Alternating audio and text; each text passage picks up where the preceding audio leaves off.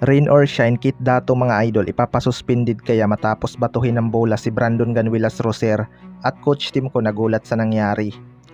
Matapos ng tambakan ng Barangay Ginebra ang kanilang sister team na Magnolia Hatchets mga idol, maraming ang hindi makapaniwala sa nangyari dahil unusual nga ito para sa Magnolia Hatchets, knowing na sila ang best defender sa ating liga.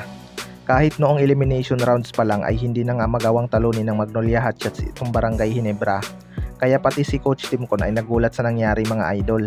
Sinabi nga nito na hindi nga daw siya makapaniwala na tinalo lang nila ng ganun kadali ang Magnolia Hatchets at ngayon ay nasa semifinals na sila.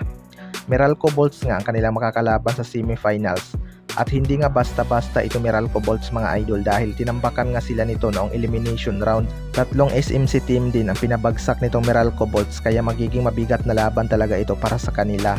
Samantala, rookie ng Rain or Shine na si Kit Dato mga idol gustong ipasuspended ng mga fans matapos nitong batuhin ng bola si BGR. Naging mainit nga ang game to nitong Rain or Shine at TNT Tropang Giga mga idol. Kung sino sa kanila ang lulusot sa semis ay makakalaban din nila ang lulusot sa Tira Perma Jeep at SMB. Isang panalo na lang sana sa Tropang Giga mga idol ay pasok na sila sa semis pero hindi nga sila pinagbigyan ng Rain or Shine at dinala sa game 3 ang kanilang series. Halos magbugbugan na nga itong mga player ng dalawang koponan mga idol dahil sa intense ng laban.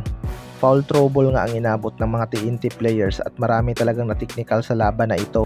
Dito mo talaga makikita ang tunay na laban sa quarterfinals dahil makikipagpalitan talaga ng mukha ang mga players. Dahil nga sa frustration mga idol, binato nga ng bola ni Kit Dato itong si BGR kaya tinawagan ito ng technical foul. Maraming ang nagsasabi na dapat nga daw isuspended kahit one game itong rookie ng Rain or Shine na si Kit Dato upang matuto ng leksyon. Well, hindi naman ganun kalakas ang kanyang pagbato ng bola mga idol para masuspended. Para nga lang sa mabibigat na violation ang suspension. Kahit nga halos magsuntukan na ang ibang players ay hindi nga sila nasususpended. Diba?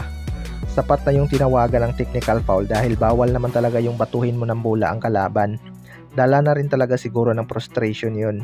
Mabuti nga at hindi ito na-eject mga idol dahil malaking bagay pa naman siya sa depensa ng Rain or Shine.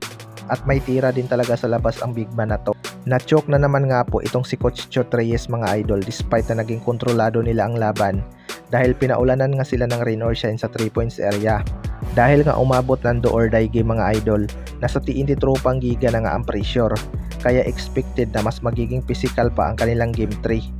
Isang talo na lang kasi Boracay na naman. Kaya abangan na lang natin ang kanilang do or die game.